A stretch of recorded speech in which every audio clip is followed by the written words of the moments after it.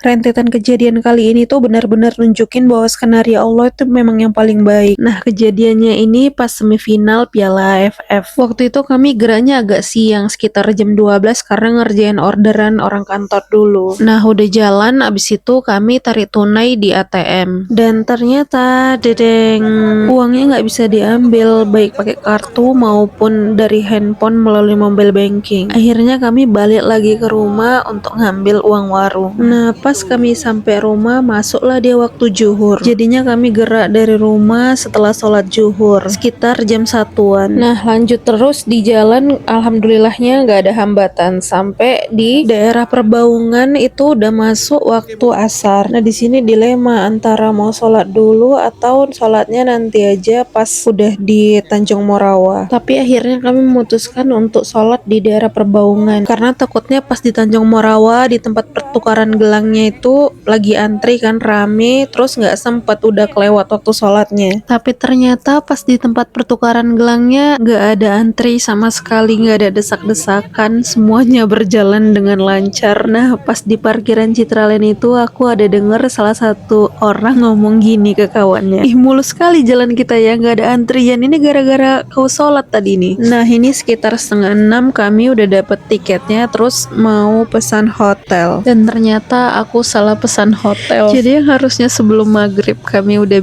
sampai di stadion, ini terpaksa kami harus check-in ulang ke hotel yang lain. Ya, intinya gara-gara drama hotel ini kami jadinya bisa sholat maghrib di masjid, nggak harus sholat maghrib di stadion. Dan ketakutanku yang dari awal pergi, takut kali kalau misalnya masuk ke stadion itu udah langsung nggak dapet kursi, akhirnya terbantahkan. Soalnya dalam pikiranku ini kan pertandingan semifinal ya, takutnya kayak Piala Kemerdekaan tahun lalu yang jumlah penontonnya melebihi jumlah kursi yang tersedia. Jadinya kami yang udah beli tiket ini terpaksa harus duduk di tangga-tangga. Tapi ternyata pas masuk stadion masih banyak kali kursi kosong. Mungkin itu karena adanya penjualan tiket bundling yang untuk final juga. Jadi dari semua kejadian hari ini, mulai dari rekening bermasalah, kepikiran antrian penukaran gelang membludak, ataupun uang melayang gara-gara salah pesan hotel, intinya Allah cuman mau kasih alur cerita yang paling terbaik buat kami. Mungkin kalau misalnya kami nggak ngalamin kejadian-kejadian itu, kami jadinya sholatnya tuh buru-buru, atau mungkin malah kelewat waktu sholatnya. Nah, pelajaran yang bisa diambil dari keriuhan kami hari ini, berprasangka baiklah terhadap takdir Allah, karena udah jelas itu pasti yang paling baik,